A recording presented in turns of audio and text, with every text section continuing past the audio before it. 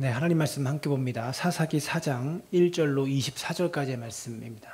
오늘 본문 1절을 보시면 이스라엘 백성이 겪고 있는 문제가 계속해서 반복되는 모습을 보게 돼요. 1절의 말씀 이렇게 말하죠. 에훗이 죽으니 이스라엘 자손이 또 여호와의 목전에 악을 행하매. 또라고 말하고 있잖아요.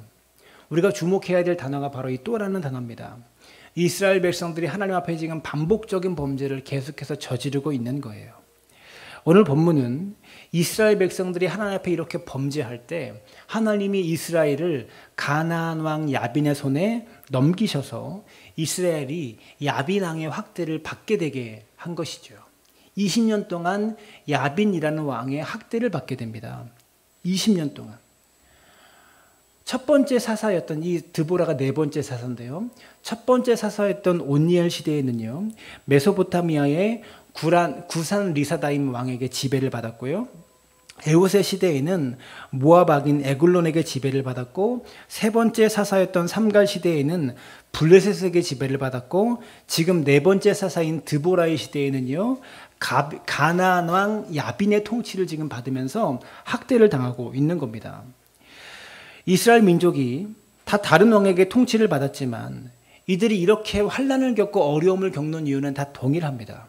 무엇입니까? 사사기에 반복되는 말씀이죠. 이스라엘 백성이 여호와의 목전에 악을 행했대요. 왜 악을 행했습니까?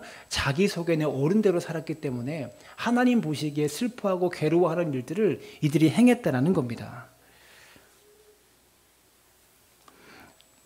하나님 앞에 또 악을 저지른 겁니다. 계속해서 반복적인 악을 지금 이들은 저지르고 있는 것이죠. 여러분, 이스라엘 백성이 저지른 악이 무엇입니까? 우상숭배입니다. 이들은 우상숭배했습니다.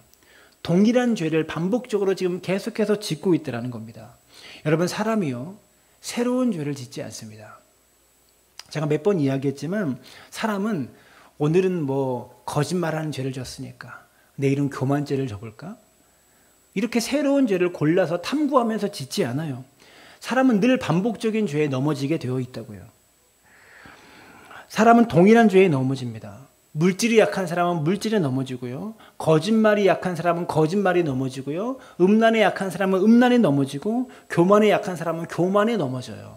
반복적인 죄에 우리는 넘어지게 되어 있다고요. 그래서 우리도 우리의 약점을 알아요. 우리가 모르는 약점도, 우리가 모르는 약한 부분도 있지만 우리가 연약하고 우리가 약한 부분이 어딘지 우리는 안다고요. 사탄도 그것을 틈타서 우리에게 찾아오는 것이고요. 여러분, 우리의 인생에 이와 같이 반복적으로 일어나는 죄악들이 얼마나 많습니까? 이렇게 반복적으로 일어나는 문제가 얼마나 많습니까? 사탄이 우리의 약점을 너무나 잘 알아서 반복적으로 넘어지는 우리의 문제를 또 유혹해 옵니다. 또 그 문제로 넘어질 수 있도록 유혹해 온다는 거죠. 죄가 반복되듯이 우리 삶 가운데 문제도 같은 문제가 반복되는 경우가 많이 있다는 것이죠. 그 반복되는 문제를 만날 때마다 문제구나.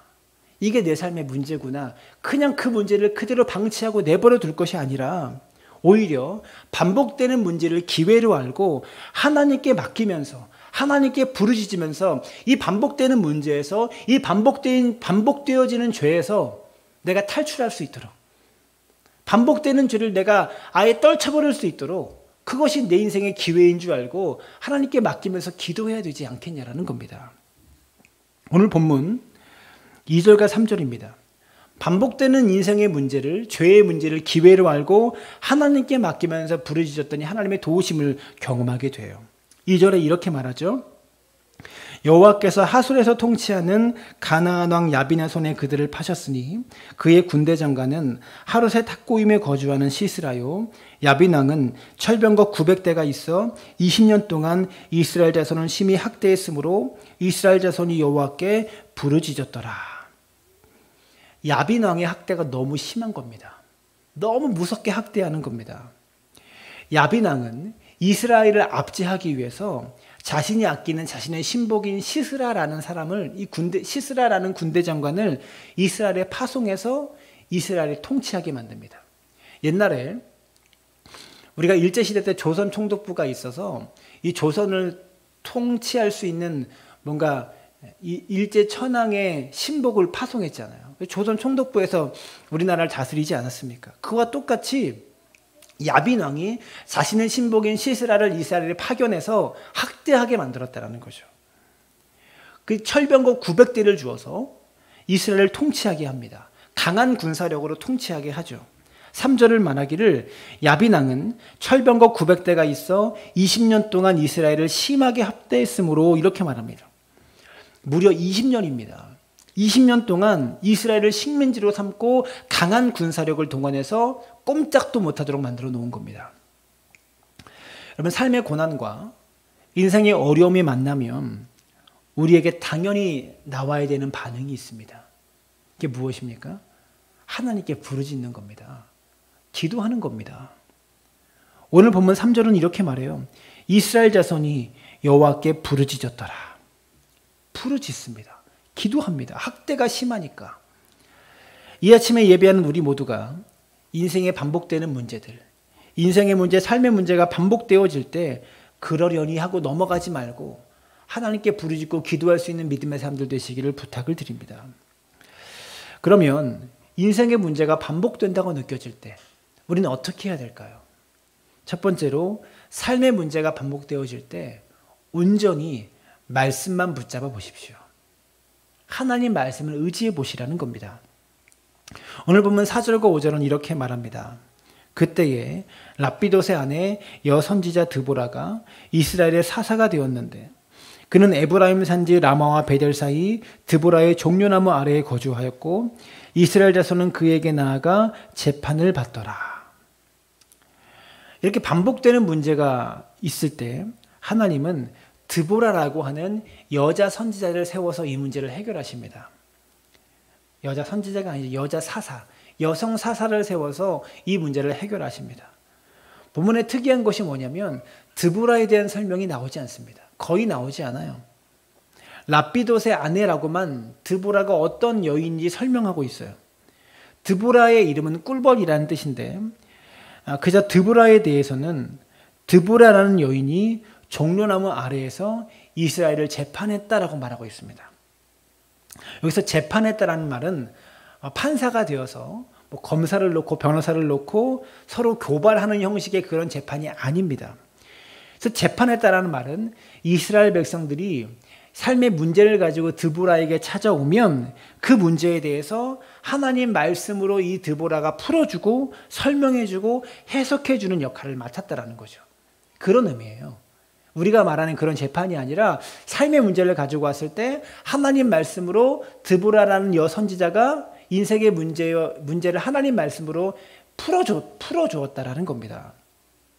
법적인 판결을 내리는 판사 역할이 아니라 하나님 말씀을 적용하고 구체적으로 실천할 수 있도록 도와주는 역할을 드보라가 맡았다라는 거죠.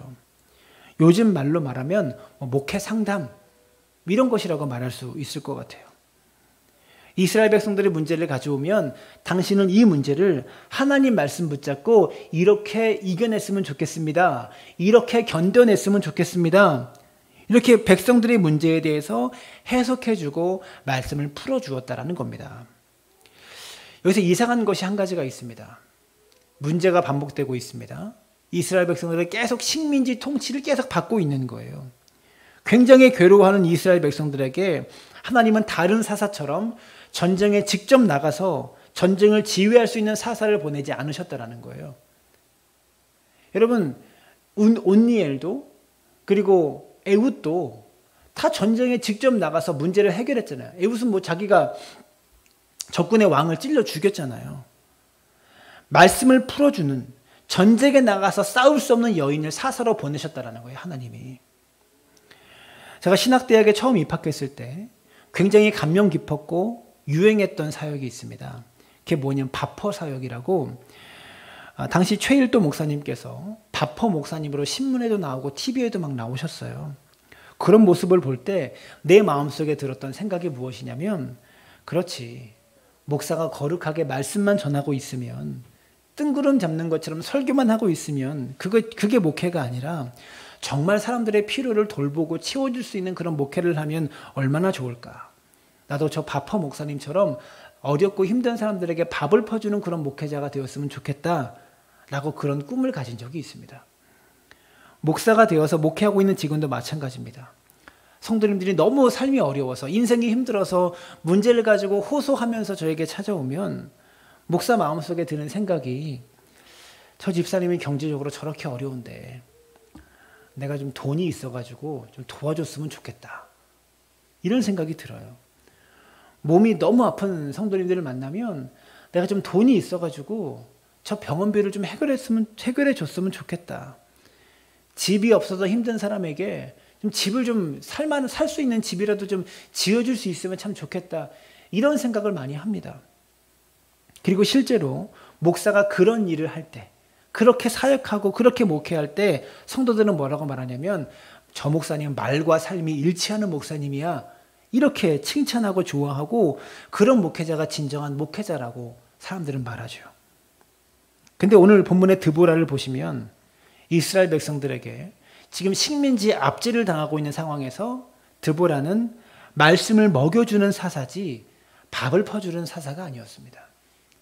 오니엘처럼 전쟁에 나아가서 직접 그 문제를 해결하고 에후처럼 적군의 영을 자기가 직접 죽이는 그런 사사가 아니었다라는 거죠. 삼갈의 시대도 마찬가지죠. 삼갈도 전쟁을 일으켜서 자기가 문제를 해결해 줬어요. 이스라엘 백성의 문제를. 근데 드보라는 어떤 사사입니까? 말씀을 먹여주는 사사입니다. 말하자면 밥을 퍼주고 떠먹여주는 목사들이었지만 오늘 본문의 드보라는 그냥 말씀을 전해주어서 말씀을 들은 백성들이 그 말씀을 통해서 자신의 삶을 향한 하나님의 뜻이 무엇인지를 깨닫고 말씀에 순종하도록 돕는 것이 드보라의 역할이었다는 것이죠. 즉 오늘 본문은 우리에게 이런 질문을 던지고 있습니다. 밥을 퍼주는 일, 말씀을 전해주는 일, 이 둘 중에 어떤 일이 더 중요하냐라는 겁니다. 뭐가 더 중요할까요? 많은 사람들은요, 교회가 밥을 퍼주는 공동체가 되었으면 좋겠다라고 생각합니다. 그래서 교회가 사랑을 직접 실천하면서 가난한 사람들에게 먹을 것을 주고 돈을 주고 아프고 힘든 사람들을 오면 병원에 입원시켜주는 실제적인 일을 교회가 하면 좋겠다라고 생각하죠. 여러분 기억하십시오. 그렇게 밥을 떠먹여주는 일만 해서는 그 사람의 인생에 반복되는 문제를 고쳐줄 수가 없습니다. 그 사람의 인생에 반복되는 실패를 밥을 떠먹여주는 일로 끊어줄 수가 없는 거예요.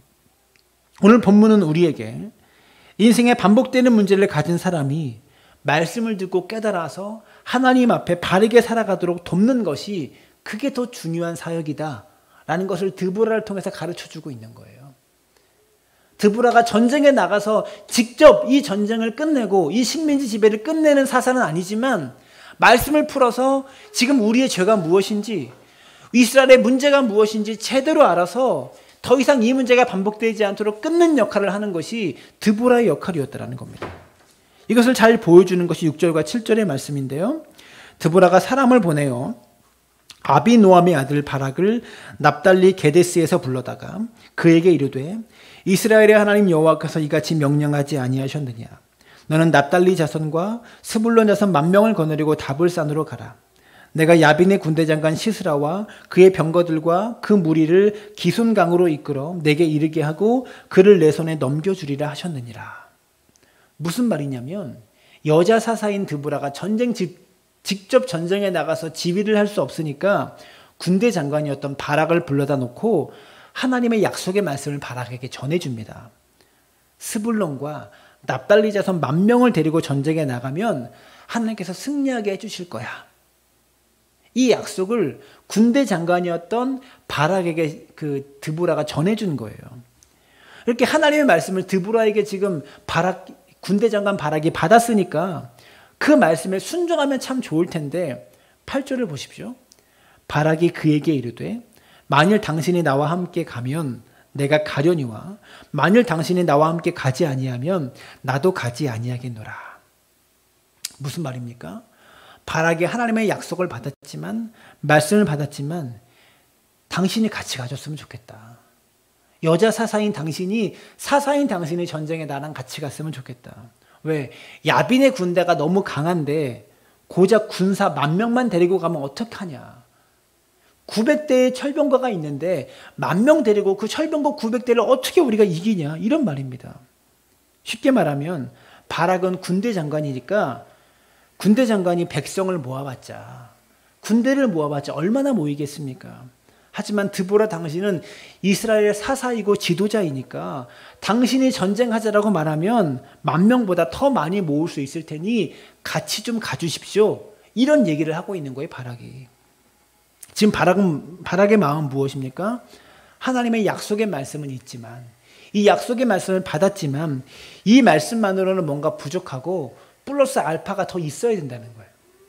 이 약속만은 안 되니까 뭔가 더 있어야 된다는 거예요. 이게 바락의 문제입니다. 드보라가 전해준 건 하나님의 약속의 말씀이었습니다. 스불론과 납달리 자손 10,000명을 데리고 나가서 전쟁하면 이길 수 있다. 이 하나님의 말씀을 바락에게 전해줬어요. 하나님의 약속과 말씀이면 충분하지 않습니까? 근데 바락은 무엇입니까? 하나님의 약속만으로는 부족하고 뭔가 인간적인 기술, 인간적인 노력이 더 필요합니다라는 거예요. 내가 가면 10,000명이나 모이겠습니까? 말이 10,000명이지 10,000명 모으는 게 쉽습니까? 당신이 같이 가면 당신은 지도자니까 10,000명 이상은 모을 수 있지 않겠습니까? 같이 전쟁에 나가 주십시오라는 거예요. 하나님 약속만으로는 부족하고 인간적인 요소가 들어가야지 이 전쟁에서 승리할 수 있다고 말하는 겁니다.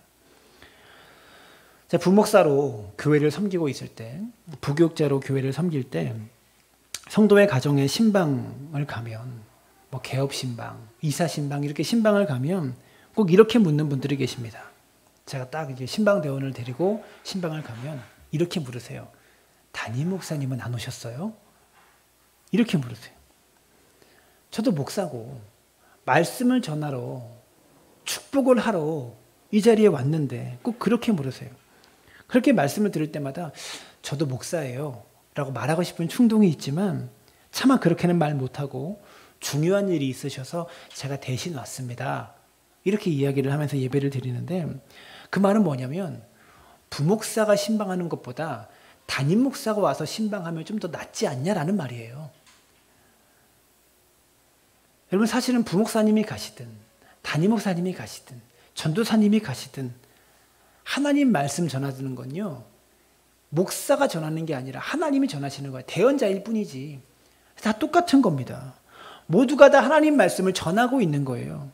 근데 성도들의 마음속에는 부목사보다 담임 목사가 영빨줘서 낫고 말씀도 더 낫고 복을 받아도 담임 목사가 주면 기도를 해주면 더 많은 복을 받을 수 있을 거라는 마음들이 깔려 있는 거예요. 여러분 능력은 목사에게서 나갑니까? 하나님께서 나갑니까?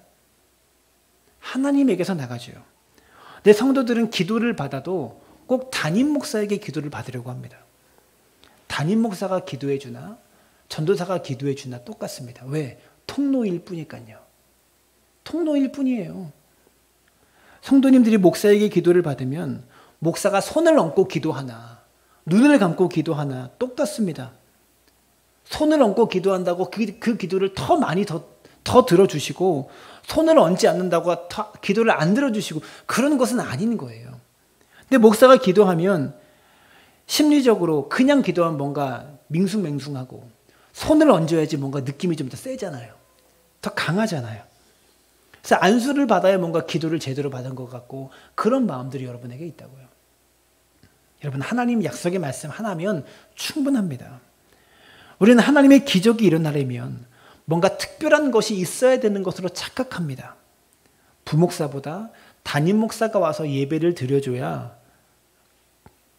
축복을 더 많이 받고 그냥 기도해 주기보다는 안수 기도를 해줘야 응답을 더 세게 받고 그런 생각들이 우리에게 있다고요.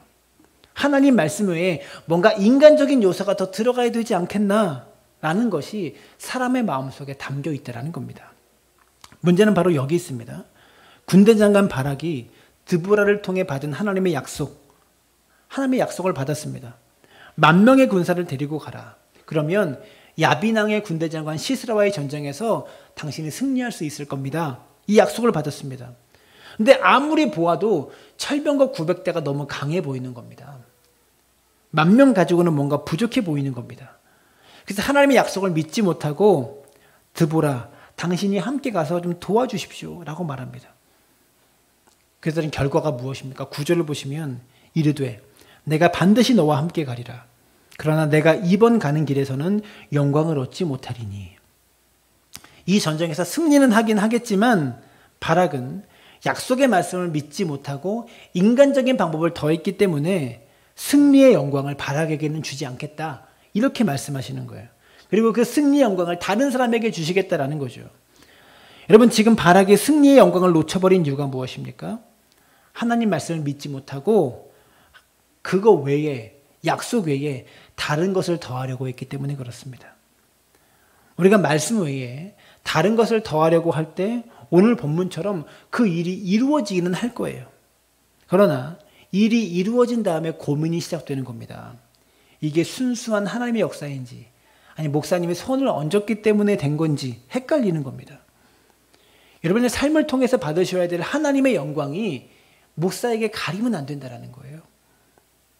목사가 손을 얹었기 때문에 병이 낫고 문제가 해결되는 것처럼 생각해서 문제만 생기면 안수받으러 오고 병만 생기면 안수받으러 오면 목사를 찾는 착각이 그때부터 시작된다고요. 다시 말해서 인간적인 요소가 더해질 때 그 승리의 영광은 하나님께 돌아가지 않고 인간적인 요소에 자꾸 마음이 가는 거예요. 사랑하는 여러분, 하나님의 약속의 말씀만 온전히 붙잡는 믿음의 사람들 되시기를 바랍니다. 두 번째로 삶의 문제가 반복되어질 때 단순하게 믿음으로 일어나 보라고 말씀하십니다. 사사기 4장 14절 보시면 드보라가 바락에게 이르되 일어나라. 이는 여호와께서 시스라를 내 손에 넘겨주신 날이라. 여호와께서 너의 앞에 가지 아니하시느냐.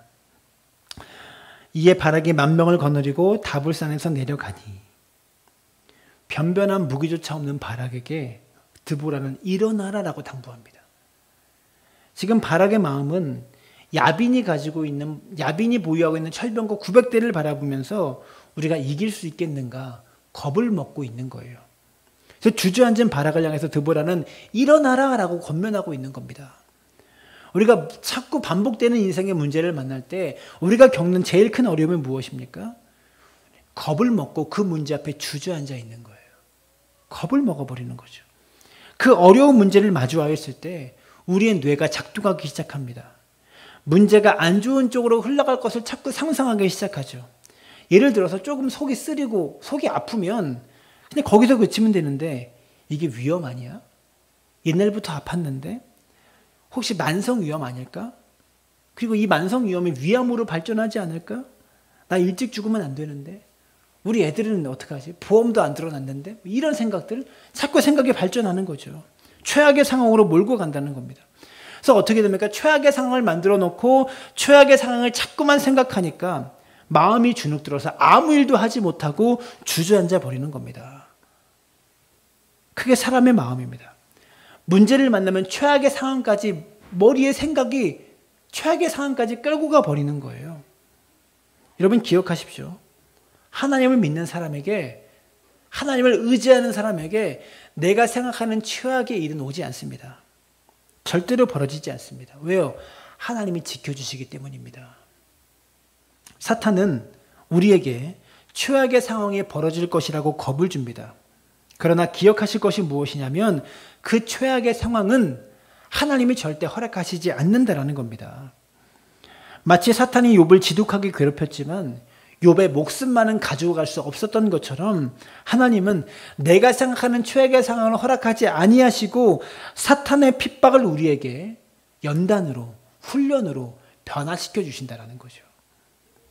그렇기 때문에 사탄이 우리를 무너뜨리려고 철병거 900대를 가지고 우리에게 달려올 때 우리의 마음이 겁먹을 필요가 없는 겁니다.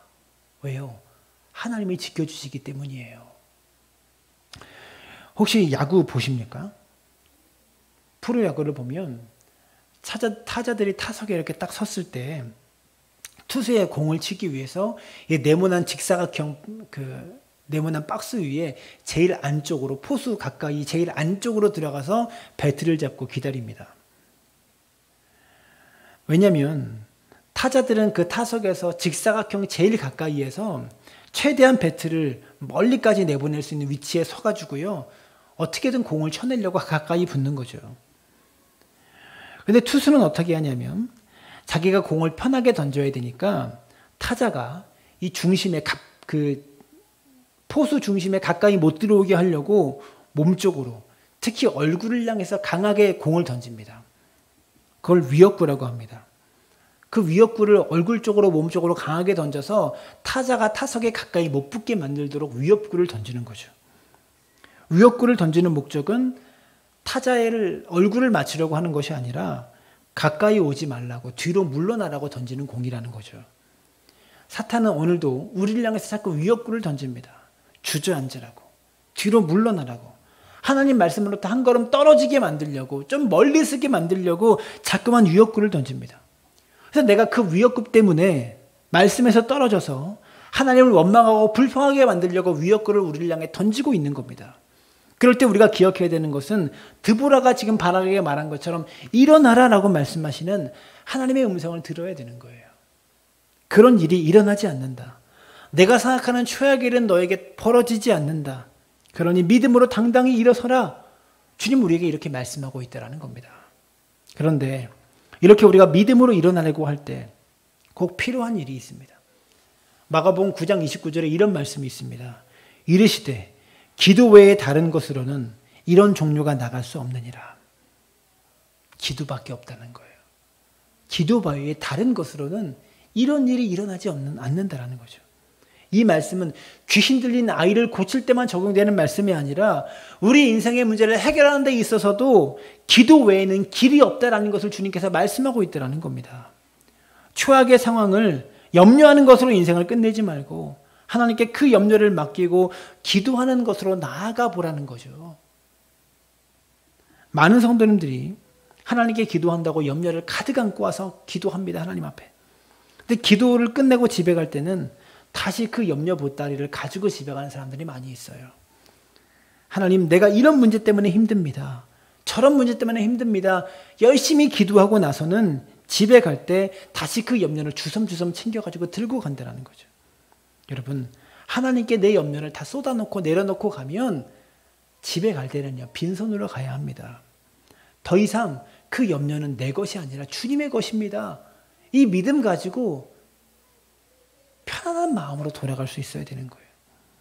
오늘 본문에 하나님은 바락에게 일어나라. 내가 염려할 것이 아니라 내가 염려할 거야. 너의 인생은 너의 인생의 주인은 나이기에 네 걱정, 네 염려가 아니라 이건 내 염려야. 이렇게 말씀하고 있는 거예요. 베드로전서 5장 7절은 이렇게 말합니다. 너희 염려를 다 주께 맡기라. 이는 그가 너희를 돌보심이라.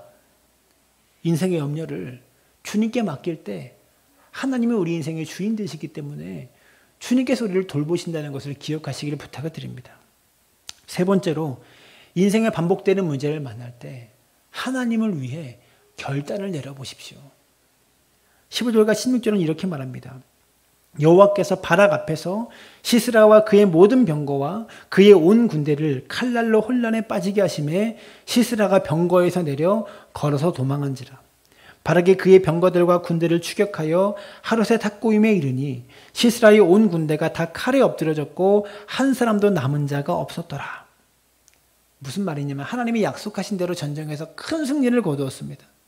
철병거가 900대가 앞에 있음에도 불구하고 시스라는 걸어서 도망해야 했습니다. 대패를 한 거죠, 시스라가. 도망해서 어디까지 갔느냐? 17절을 보시면 시스라가 걸어서 도망하여 겐사람 헤벨의 아내 야알의 장막에 이르렀으니 이는 하소랑 야빈과 겐사람 헤벨의 집 사이에는 화평이 있습니다. 전쟁에서 진 시스라가요, 야빈왕의 신복 시스라가 겐사람 헤벨의 아내 야알의 집에 도착을 했습니다. 걸어서. 병거를 못하고 걸어서 도착한 거예요. 그러니까 혼자 간 거죠.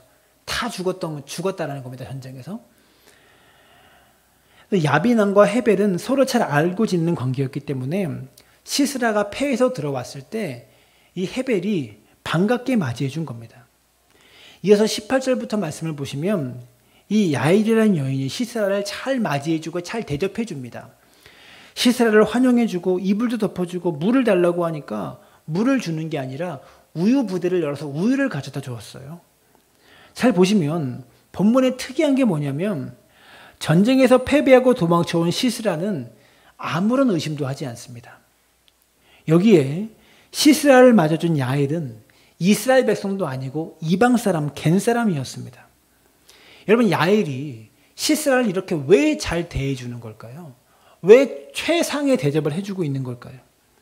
더군다나 그냥 대접하지 않고 목이 말라서 물을 달라고 하는 시스라에게 야엘은 물을 주지 않고 우유를 가져다 줍니다. 전쟁에서 겨우 목숨만 건져서 돌아온 시스라는 피곤해서 잠이 들어버렸죠. 근데 이어지는 21절을 보시면 그가 깊이 잠드니 헤벨의 아내 야엘이 장막 말뚝을 가지고 손에 반망인을 들고 그에게로 가만히 서서 말뚝을 그의 관자 놀이에 박음해 말뚝이 꿰뚫고 땅에 박히니 그가 기절하여 죽으니라. 야엘은 여인인데 여인이 하기에는 너무 끔찍한 일을 했어요. 야엘이 군대 장관 시스라의 머리에 말뚝을 박아서 적군의 대장인 시스라를 죽임으로 이번 전쟁에서 가장 큰 영광을 바락이 아니라 야엘이 차지하게 됩니다. 재밌는 것은요, 이스라엘 백성의 군대 장관은 바락이었지만 전쟁의 최선방에서 이 전쟁을 지휘해서 싸운 것은 바락이었지만 하나님의 완전한 약속의 말씀을 그대로 믿지 못해서 인간적인 방법을 동원하려고 했던 바락에게는 하나님이 영광을 주시지 않았다라는 거예요. 그러나 반대로 겐 족속에 속한 여인이지만 여인으로서 하기 힘든 일을 하나님의 영광을 위해서 큰 결단으로 적군의 대장을 죽임으로 야엘은 이번 전쟁의 영광을 차지하는 여인이 되었다라는 것이죠. 이 말씀이 주는 의미가 무엇입니까? 많은 성도님들이 하나님 말씀에 순종하기를 싫어합니다. 말씀을 들으면 그러려니 하고 집으로 돌아갑니다. 말씀 잘 들었다. 그리고 집에 돌아가죠.